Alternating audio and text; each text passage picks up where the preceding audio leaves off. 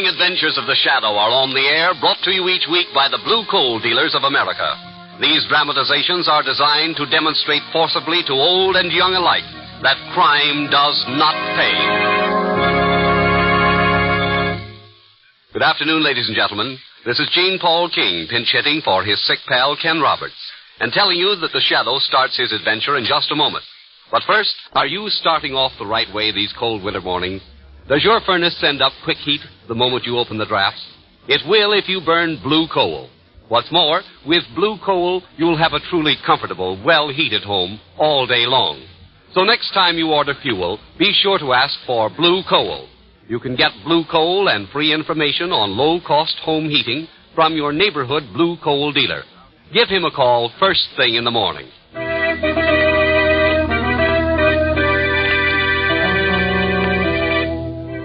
The Shadow, mysterious character who aids the forces of law and order, is in reality Lamont Cranston, wealthy young man about town. As the Shadow, Cranston is gifted with hypnotic power to cloud men's minds so that they cannot see him. Cranston's friend and companion, the lovely Margot Lane, is the only person who knows to whom the voice of the invisible Shadow belongs. Today's story, The Ghost Building.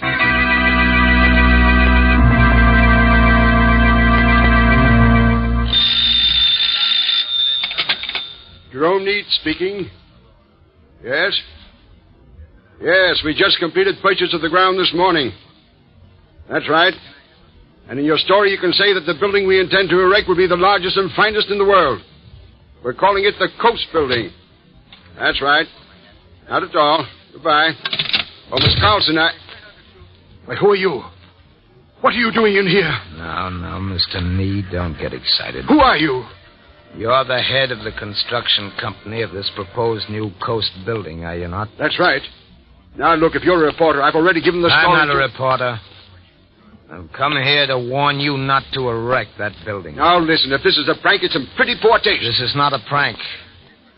It is simply a forecast of death and torture if the present plans go through. I don't know who you are, nor do I take any stock in your forecast. I'm sorry, but you're wrong on both counts.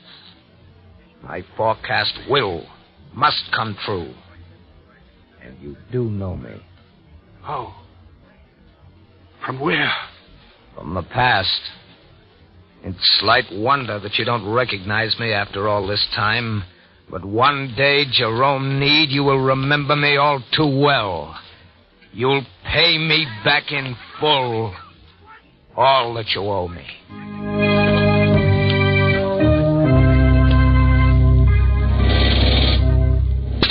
Hey, watch yourself. You almost missed that rivet. Oh, I was just thinking. You ain't supposed to think. You're supposed to catch rivets. Oh, that's what I was thinking.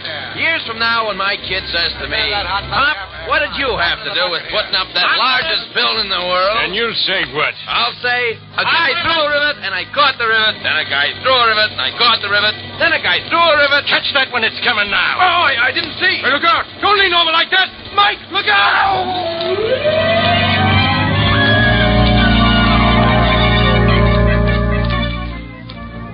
Watch out above. We're swinging the girder in. Hey, boss, look at that lad up there. His back is turned. You don't see the girder. Hold it.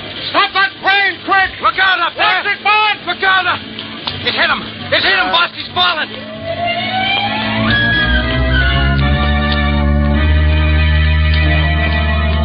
Too many dying, that's what. Too many die on this job. Hey, you got to take chances in this business, Not Joe. me, I don't. Too many dead men on the foundation of this building now. I got Anna and the kids to think about. You're talking screwy. We're safer up here than them guys down on the street. Besides, Anna and them kids got to eat, don't they? Sure, don't worry. I feed them, but not from this job. I'm going below and quit now.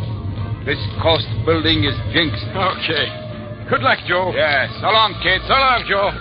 Hey, watch your step. Joe, hold on!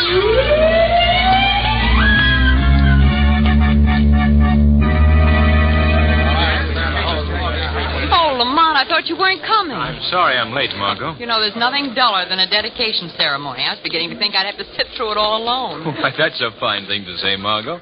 And I'm about to introduce you to Robert Lewis, the architect who designed this coast building. Oh, dear.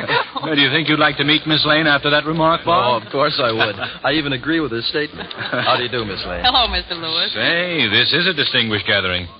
Look who's among those present. Our good police commissioner. Hello there, Weston. Hello, Lamont. Well. Hello, Commissioner. Do you know Bob Lewis? Yes, glad to see you, Mr. Lewis. Thank you, Commissioner. Oh, what brings you here, Commissioner? Duty. Just duty. These things bore me stiff. You waste half a day listening to an old stuffed shirt like Jerome Meade, take a lot of bows, and watch him lay a cornerstone. Why, Commissioner, is that a nice way to talk about one of our leading citizens? Leading citizen, my eye. Meade is as crooked as a corkscrew. If he didn't hold a high political office, the judge would have thrown the book at him years ago. Furthermore, if we Ladies and gentlemen. Here's your friend, Mr. Need, now. Ladies and gentlemen, it gives me great pleasure to dedicate this glorious edifice. Although there were several unavoidable delays in the building's construction, we have still finished on schedule. And today I am justly proud to present to our fair city the world's largest and most modern structure. I would like at this time to... Get off of your lies, Mr. Need. What was that? Someone's cut in on the public address system. But there's no one standing beside For you, him. Mr. Need. I shall continue your speech for you and tell the truth about this great building of yours. Where is that voice coming from? It is useless to attempt to find me, so you'll just have to listen. Let's hear what he has to say, Margot. That's better. Many months ago, I warned Jerome Need not to try to erect a coast building. These warnings were not heeded. In reciting the glories of this building, Mr. Need did not mention one very important thing that went into its construction. Human life. Yes, human life. The foundation of this building is not all steel, brick, and concrete. There is also blood. Blood of the men who died during its construction. That's a lie. That's a lie. Be quiet. I have another warning for you, Jerome Meade. And all of you listening shall be my witnesses. The ghosts of those men who died will return to haunt the coast building. In fact, before too long, the coast building will be known as the Ghost Building.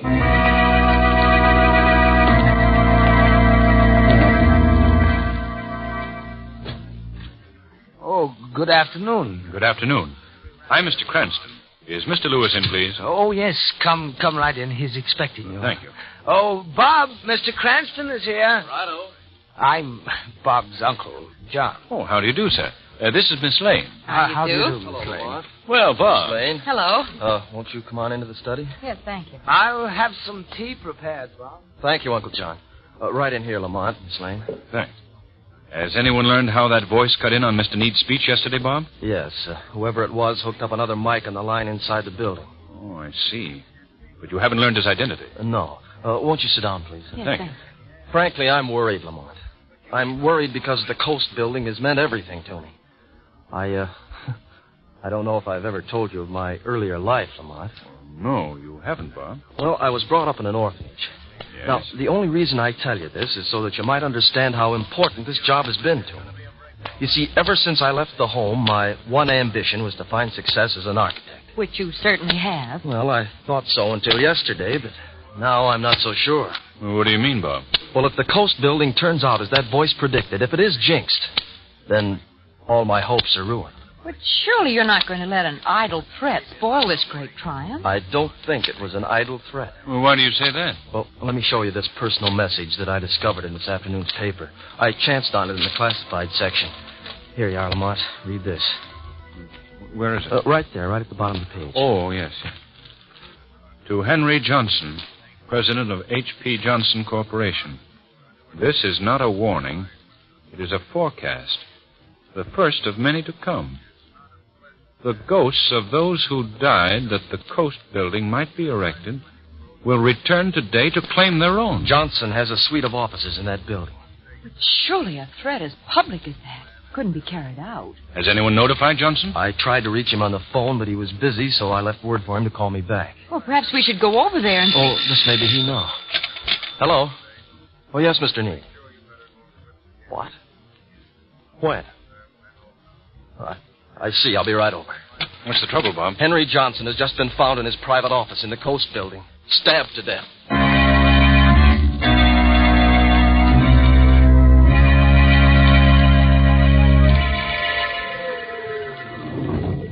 Gone down, 70th floor. Well, if I can crowd in here. Step in, sir. Move to the rear of the car, please. We'll make room for you, Bill. Oh, look, Fred. Aren't you going home a little early?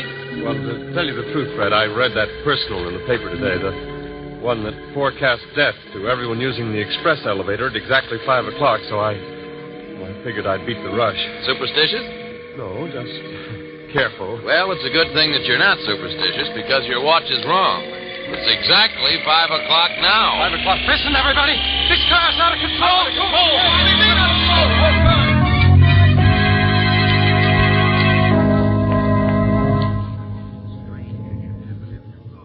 Well, this is the last window I'm going to wash, see? 55 stories is too high up. Stop grumbling, will you? Listen, did you see the paper this morning? There was an ad in it, see? And that ad says a window cleaner's going to do a Brody sometime today, and, brother, I just ain't going to be that guy. No, sir, Hey, my safety belt's busted. Hey, give me a hand. Come here. I can't reach a car! They want this in the Coast Building. Tenants moving out. Hey, read all about it. Coast Building becomes Ghost Building. Extra. Read all about it. Now, look, Mr. Need.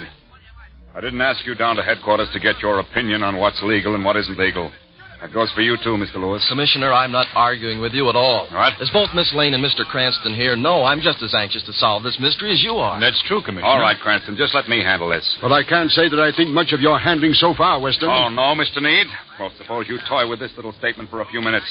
I'm arresting you on suspicion of murder. What? Why, of all that... What do you base this on, Commissioner? Have you got any... Now, wait a minute, all of you. I've got a story to tell. It won't take long, but it definitely links you, Mr. Need, with these mysterious deaths. Oh, this is ridiculous. But go ahead. Let's hear your accusation. I've been checking the newspapers to learn who was sending in those fatal ads in the personal column. And I learned that they'd been sent from various substations and paid for by postal money orders signed by different aliases. Why does that cast suspicion on me? Well, in the first place, Need, I've known you as a crook for many years. Why, you... But your fatal mistake was brought about by overconfidence. You see, the newspapers, on orders from me, did not publish the last warning they received. They turned it over to me. What are you driving at, Weston? This particular warning was addressed to Jules Seaborn, president of Seaborn and Eddy, one of the few remaining tenants in the building. It said that he'd be killed this afternoon. Have you warned Mr. Seaborn? Not personally. I left word for him to contact me.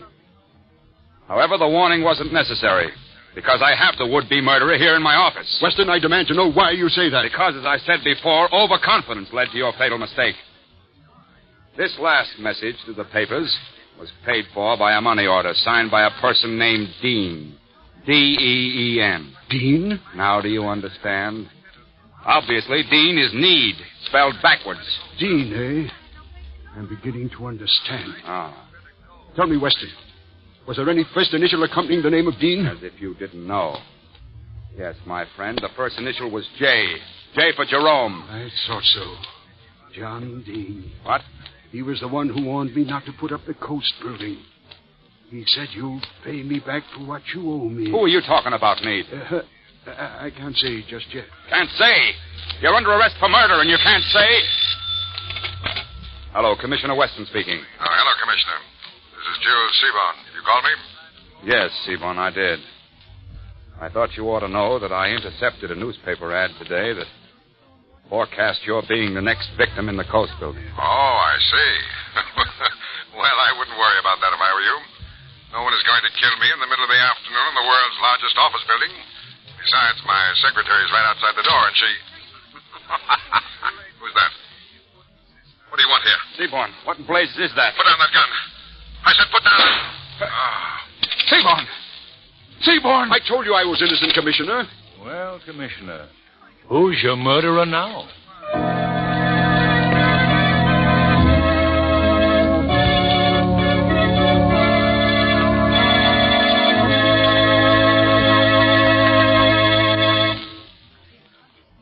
More from the Ghost Building in just a moment. But first, Are you looking for a home heating plan that will really give you your money's worth?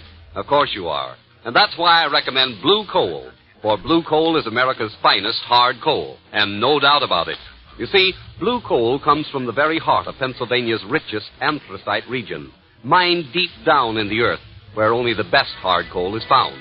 Consequently, Blue Coal distributes a steady flow of even-burning, long-lasting, healthful heat from cellar to attic. Yes, a Blue Coal fire will keep you warm and comfortable and help safeguard your family against colds caused by chilly or underheated rooms. So fill your bin with Blue Coal. And when ordering, ask your dealer about the Blue Coal automatic heat regulator. It controls the heat in your home by automatically opening and closing furnace dampers. Yes, Blue Coal and a Blue Coal heat regulator working together make the modern combination for real comfort and real economy. This is part of the Blue Coal plan for better heat at less cost.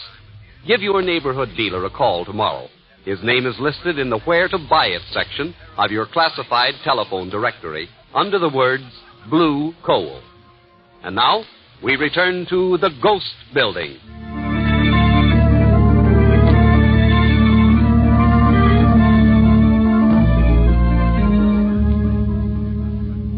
I realize that there's a slight penalty for illegal entry, Margot, but it must be done. Well, I'd like to know how you came by that bunch of skeleton keys, Lamont. Why, in my spare time, I whittle them. In your spare time, you whittle. That's right, I whittle. There we are. May I have that flashlight, please? Yes, here you are. Thank you. You better stay close to me, Margot. With all these murders that have occurred here in the Ghost Building, it's just possible that what I seek in Mr. Lewis's office may be pretty well guarded. I won't stray, don't worry. Well, let's have a look in this desk. May I hold the flashlight for you? Yes, please. Lamont, what if a watchman or someone should see this light? They only check this floor once an hour. I made sure of that. Well, no luck so far. What are you looking for? A very important bit of evidence that I hope to find here, but it doesn't seem to... Hello? What's this? Is that it? Is that what you were after, this letter? No, it isn't what I came after, but nonetheless, it just about cinches the case. Why? What's in it? I haven't even looked at its contents. The address in the envelope is all that I need. I'll show you what... What are you doing here? Steady, Margot. Answer me, why are you here? If, you take that mask off your face, I might answer you. You'll answer me now or I'll shoot. Now, look, we haven't any... Put out that flashlight, Margot. Duck! Why, you...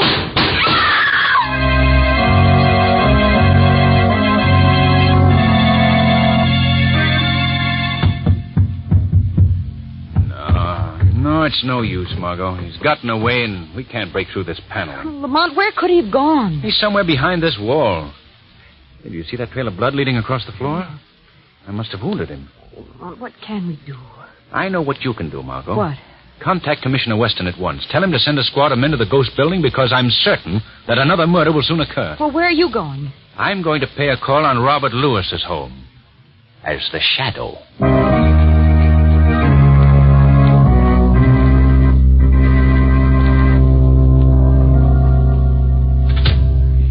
Uncle John?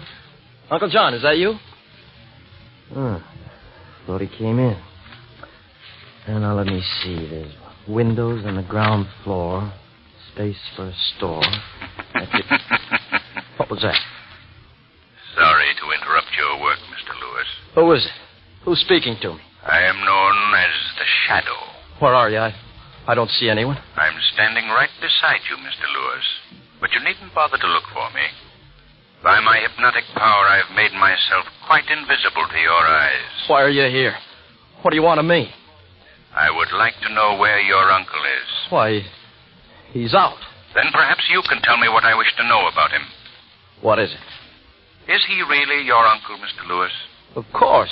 Of course he is. You're lying. Now, see here, I don't... The man that you call your uncle is in reality your father. Isn't this true? No. No. And you are not Robert Lewis. You are Robert Dean, the son of John Dean, the man you call your uncle. I don't know what you're talking about. Then perhaps if I remind you of a letter, it will help.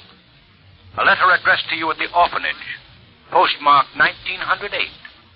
I found it in your office. How dare you rifle my office? I checked with the orphanage and found that a Robert Dean had been left there in 1908 at the age of 3, after his mother had died, and his father had been sent to prison to serve a 40-year term. He was sentenced for attempted murder on the person of Jerome Need, his business associate. You learned all this? Your father was released in October of 1940 for good behavior. And he has since made good his revenge on Jerome Need. You can't prove that. Oh, but I can. By the money order that he signed with the name J.D. Jerome Need could identify him, too. Why do you do this to me? Because you share your father's guilt. Your complicity helped him perform the murder. No. You built those secret passageways in the building. And I have an idea that you even have blueprints. Secret blueprints of your work. Now, where are they? You'll never get those. So you have them then. In that drawer that you involuntarily reached. Keep away from me. You shall never get those. Oh, yes, I will. Don't put out that light. It's too late, Mr. Shadow. Not too late to see those prints and take them. Give them to me. Give them back to me. You'll never get them now. No, and you won't get me. Louis! Louis!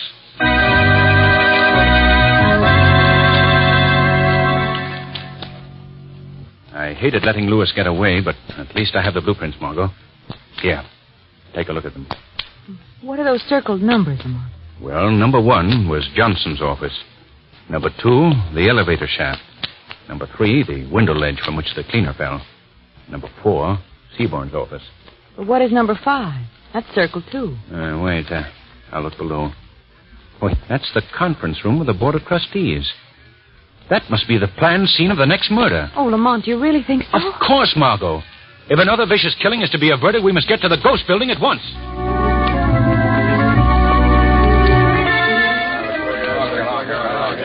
Come along, Margot. Weston's right down here. All right. Lamont, I wonder why the commissioner has stationed so many police on this conference room floor. Do you suppose something's happened? I don't know. I hope we're not too late. Oh, there's Weston. Commissioner! Wait a minute. Not so loud, Cranston. There's a meeting going on in there. I know. That's why I'm here. You've got to stop that meeting at once. Oh, is that so? Now, look, Weston.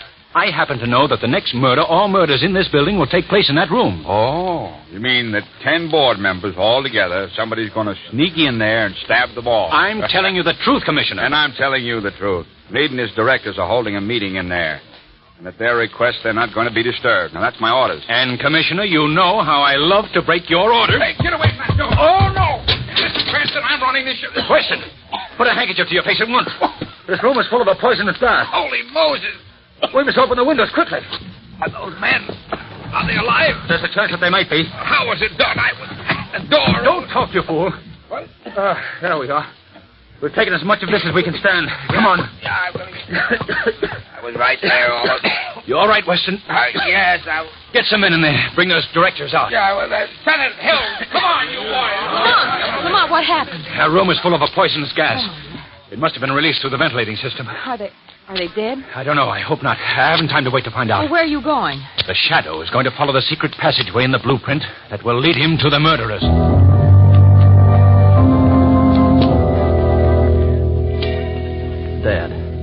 Dad, won't you let me get you to a doctor? No, son. It wouldn't be safe for you. Besides, I'm afraid it's too late. This wound is bleeding so much. Dad, isn't there anything I can do? Yes. Yes, Robert, there is. What is? My plan. My plan of vengeance. You must carry it through. Knowing that, I can die happy. What was that? The Shadow. I see you remember me, Mr. Lewis. How did you get here? Your blueprints were a great help. And now that I am here, your plan of killing is at an end. Who is this man? I cannot see him. I am invisible to your eyes, Mr. John Dean. But I'm familiar with all you've done. The victims you've claimed in this building. He knows everything? Yes, Dad, everything. Then he must know why I killed. Need sent me to prison. I was an innocent man. An innocent man. My wife died of a broken heart when they took me away. That is why I swore vengeance against Mr. Meade. I've ruined him by destroying his greatest dream. Nonetheless, you and your son must both pay for your crime. No, not Robert. He mustn't suffer, too. He was your accomplice, your willing accomplice. I see. Then you forced me to change my plans. Yes. What do you mean? I have a charge of dynamite planted down here for just such an emergency as this. I'm about to die anyway, and if my son is to face the electric chair, I'd rather he went out with me, taking all others with us. I wouldn't advise you doing that, Mr. Dean. You're too late, Mr. Shadow. My son has slipped over to the plunger that will set off the charge. See? Even now, he awaits my word. Yes, how do you like that, Mr. Shadow? Don't touch that dynamite, Lewis. Go on, son. Now! The plunger now! Yes! Nothing happened. No. I should have told you that I discovered your dynamite and took the precaution of cutting the wires. I guess there's nothing left to do now, gentlemen, except to wait for the arrival of the police.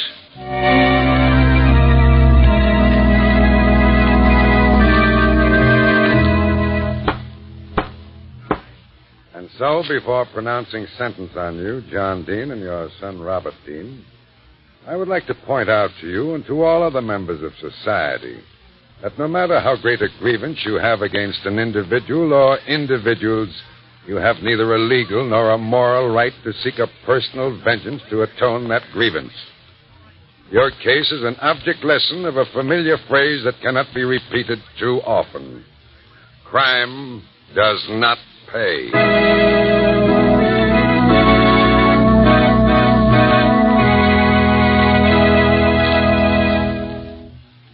And now, before we hear from the Shadow again, a brief word from John Barclay, America's home heating expert. Mr. Barclay. Thank you, Jean Paul King, and good evening, friends. You know, of all the letters I've received recently, one from a man upstate interested me particularly. He wanted to know why his furnace fire kept dying out. Well, in the first place, a well-kept fire doesn't die out unless something's wrong with the draft. And a poor draft may be due to any number of causes, such as loose bricks in the chimney or blocked flue passages. So I advised him to get in touch with his neighborhood blue coal dealer immediately. Since then, he writes me that a John Barclay trained serviceman discovered the trouble was a leaking connection around the smoke pipe where it entered the chimney. Naturally, this caused him a great deal of unnecessary inconvenience until it was fixed. Well, I just thought I'd mention this as an example of a common complaint. And in case you're not entirely satisfied with the results your furnace is giving you, let a John Barclay trained serviceman give it the once-over. He can probably help you, too. For this extra customer service, just phone your neighborhood blue coal dealer tomorrow morning. Thank you.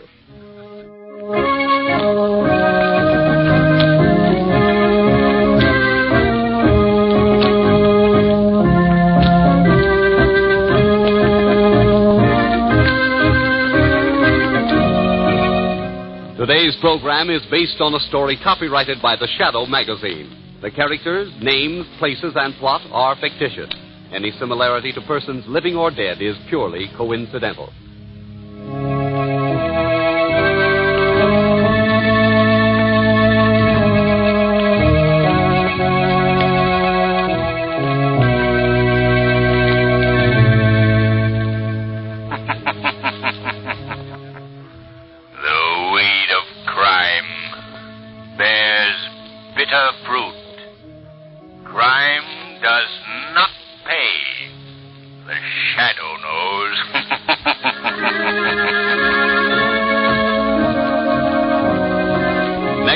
Same time, same station, the Blue Coal Dealers of America bring you an adventure of the Shadow that will send thrills racing up and down your spine. So be sure to listen, and be sure to phone your friendly Blue Coal dealer for greater heating comfort at less cost. This is Jane Paul King saying, keep the home fires burning with Blue Coal.